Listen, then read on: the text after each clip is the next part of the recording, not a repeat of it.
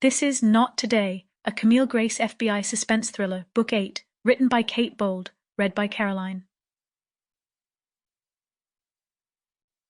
Chapter 1. Anyone who thinks America is a well-educated and sophisticated place that has put its racist history in the past has clearly not visited the South recently. If you think the color of a person's skin doesn't have anything to do with how they are perceived or respected, I challenge you to take a weekend trip down the back roads of Mississippi, West Virginia, or Alabama. Twyla was speaking to herself, or rather, her reflection. She held a few note cards in her hand, though she'd memorized the speech about a week ago. As she stared at her reflection, she considered those two opening statements. Were they too brutal? Maybe a little too confrontational? She hoped they were. As a black woman who had grown up in the American South, she knew it took the brutal truth to open people's eyes. It took discomfort to stir action. She'd only been involved in these rallies and events for about a year now, but that was one of the more effective lessons she'd learned. But she'd also learned that some places weren't ready to hear such hard truths. She'd had eggs thrown at her. She'd been hit in the face with a pie. She'd even been pelted with rocks.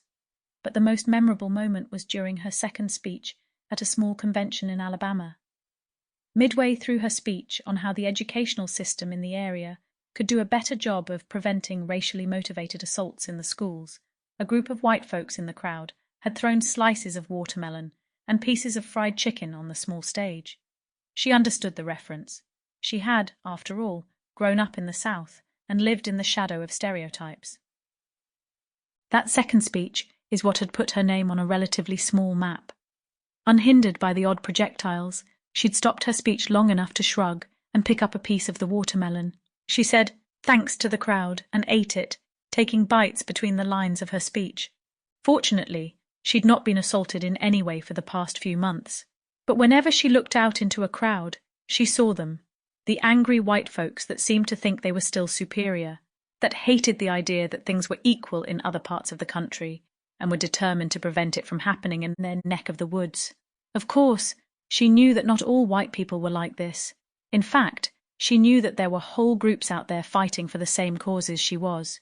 But she'd lived in the South most of her life, and knew that the few rotten apples were indeed enough to make the entire cart spoil.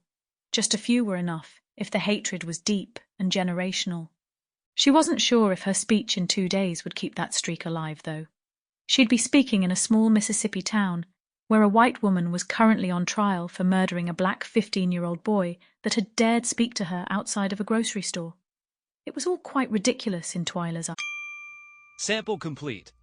Ready to continue?